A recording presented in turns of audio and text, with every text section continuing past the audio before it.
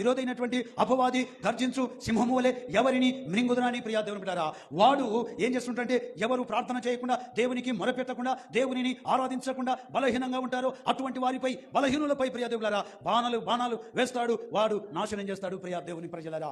అందుకనే ఈ వాక్యంలో తాను దైవజనుడైన దావీదు బలహీనుడు కాకుండానట్లుగా ఏమంటాడంటే, దేవా నేను వేకున లేచి నేను నీకు మొరపెట్టుచు ఉన్నానయ్యా, నీ మాటల మీద నేను ఆశ పెట్టుకొని ఉన్నాను అని చెప్తా ఉన్నాడు. ఎందుకు వేకున లేచి దేవునికి ప్రార్థన చేస్తున్నాడంటే ప్రియా దేవుని పిల్లారా, కీర్తనలు 90వ కీర్తన 14వ వాక్యములో చూసిన ఉదయమున నీ కృపతో మమ్మలను తృప్తిపరచుము, అప్పుడు మా దినములన్నీ మేము ఉత్సాహించి సంతోషిస్తాము దేవుడు అని చెప్తా ఉన్నాడు ప్రియులారా.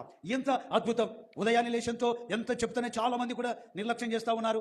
ఏమండి, ఆపద వచ్చినప్పుడు చనిపోతా ఉన్నారు. ఆపదకాలంలో మొరపెట్టలేడు, ఆపదకాలంలో దేవునికి ప్రార్థన చేయలేకపోతాడు.